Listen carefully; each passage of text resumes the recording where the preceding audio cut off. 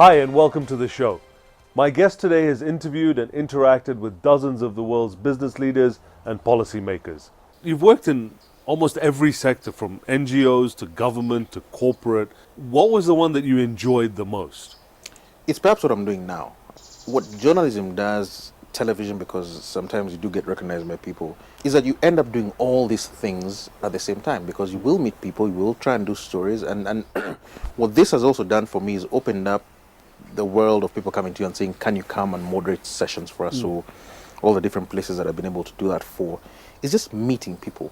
In 2002, you were part of putting together what they call the National Vision Project, Yes. which was the vision for Kenya to go forward, which everybody signed on to. Is the vision still alive? Do you see any progress in all the work that you did? Short answer is that vision eventually ended up being Vision 2030.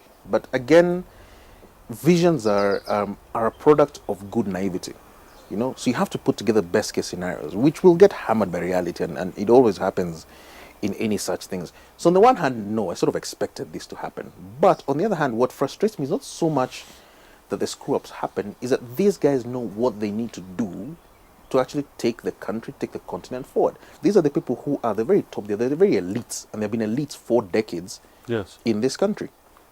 Meaning they have the ideas, they have the smarts, they have the financial resources, they have the contacts to actually be able to make this country work and to make this continent work. And again, it's this, I mean, you and I love vehicles, we love cars, right? So that I went to the Porsche showroom, opened a showroom in Nairobi, and obviously as a man, I drool and drool and drool. I could very easily say, fine, I'll sort out how to buy this car. I'll go to the bank and finance it, whatever it is, pull out savings and I'll drive it, and I'll be very happy because I'm driving a Porsche. But in 5 years, I'll be able to drive that Porsche, but without necessarily having to kill the feature. Yeah, to go through the stress. What our leaders are doing is they look at that Porsche, get very hungry for it, and figure out how to kill a company, kill an economy, kill a country, so they can drive it, or fly a private jet, or have a villa in France, or whatever it is. But they liquidate our entire, or go and mortgage it for the sake of something so small and so in passing that you actually don't understand that sort of thinking.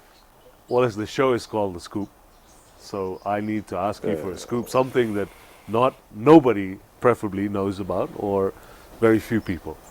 This will get me into the most amount of trouble ever. Okay. Wallace, asante sana, thank Cheers, you man. very much for coming, man. Right. It was really interesting. I hope you enjoyed it half as much as I did. That was a really great conversation. Thank you very much.